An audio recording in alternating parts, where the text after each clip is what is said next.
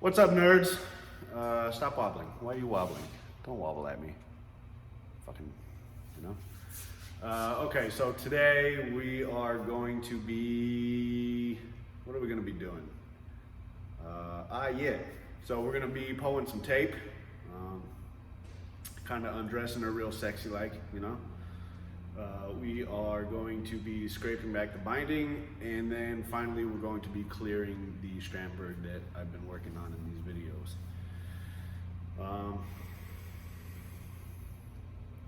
I think that about covers it.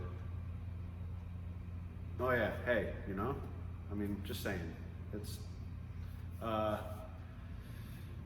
gonna keep repping it, you know? It's my thing. It's what I do. Just gonna fucking drill it into you guys. Anyways, all right, let's get started with the video. Okay, bye.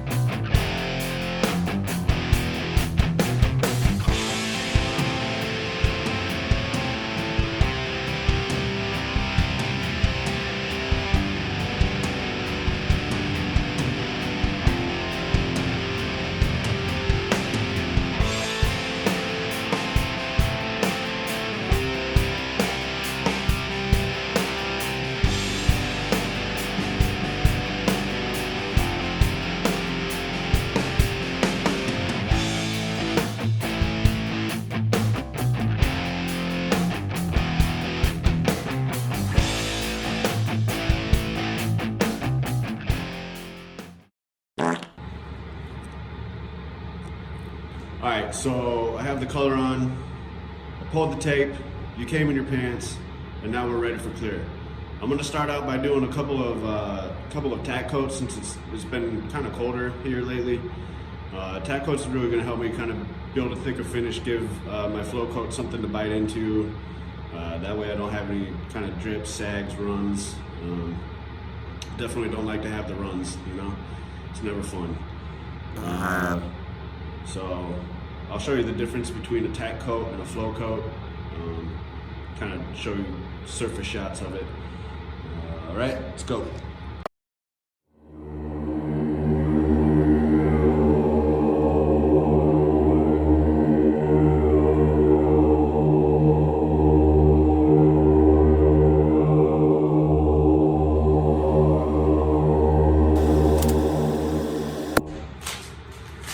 So this is what I mean by tack coat. It's basically a mist coat. As you can see, the surface is still kind of bumpy. It's basically just misting it on, and then I'll just kind of let that flash off and tack up a bit. Like I said, that's going to help build a little bit quicker without getting any of the sags or the runs. You know, a lot of times if you get those sags and those runs, you can end up with you know, you could end up bleeding your color away from whatever surface you're doing. So it's kind of a good idea just to do a couple tack coats when it's colder, let it tack up a bit. All right, so I've let it sit for about 5 minutes. I'm gonna apply a second tack coat, and then I'll probably let that flash off for about 10 minutes. And then I'll do one more kind of mist coat, and then we'll start with the flow coats. All right.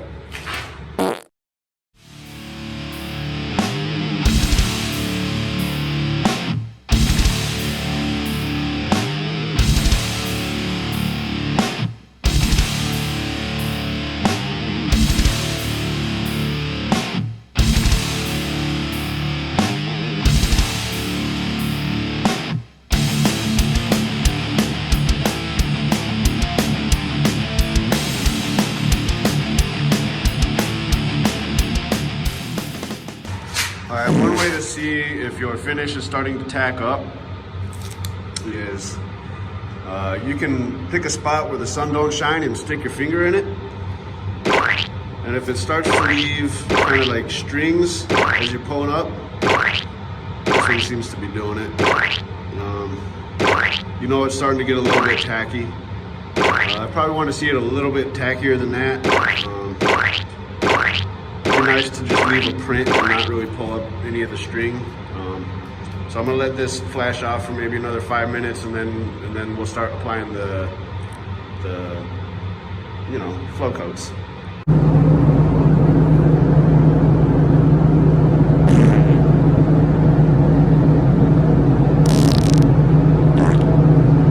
So that looks about right to me. It's mostly just imprinting now, and it's not really pulling up any of the strings. So I think we're ready to move on to a flow coat. Okay, so now when I talk about flow coats, really what that means is, you know, I'll open up the flow a bit. On tack coats, I like to choke up on the flow, kind of open the aperture, spread it out a little bit further, and then I'll turn my pressure down. So for a flow coat, I'm basically just going to reverse that. I'm going to open up my flow. I'm going to tighten up just a little bit on my aperture just to get a little bit closer. And then I'm going to increase the airflow pressure as well. So when you do that, what you're going to have to do is you're going to have to move a lot quicker when you go to lay down your coats, because again, you're letting more out at a faster rate.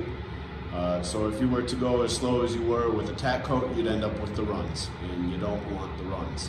Nobody wants the runs. All right, let's do it.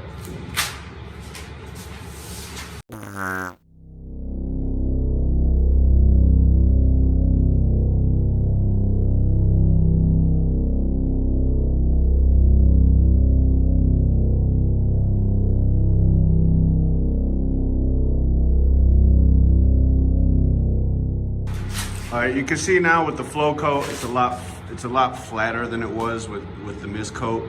It's starting to lay down real nice and flat, and that's gonna help us when we go to do the buffing. You won't have to do a whole lot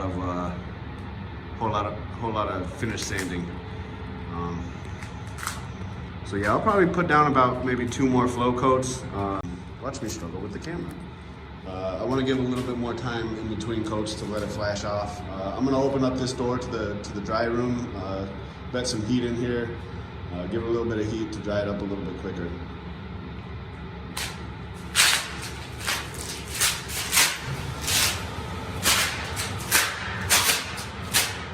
Floor is sticky.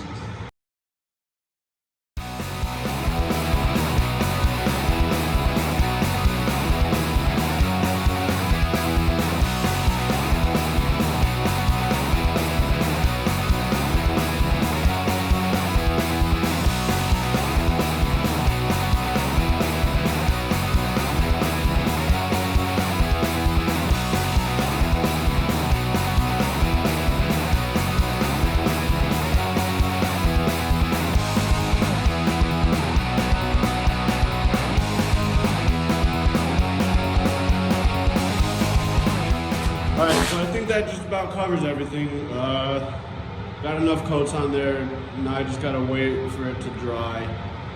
Usually about 24 to 48 hours. I'm gonna let this sit for a few more days just since, you know, like I said, it's been kind of cold out here. So probably let it sit for maybe 4 or 5 days and then I'll get to buffing on it. So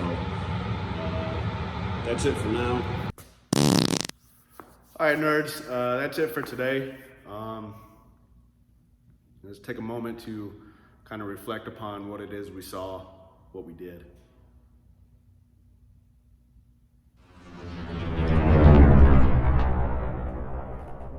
If you're enjoying the videos, please pass them along to your other nerd friends while you guys are sitting around nerding out, eating nerds, doing nerd stuff, touching each other's nerdles.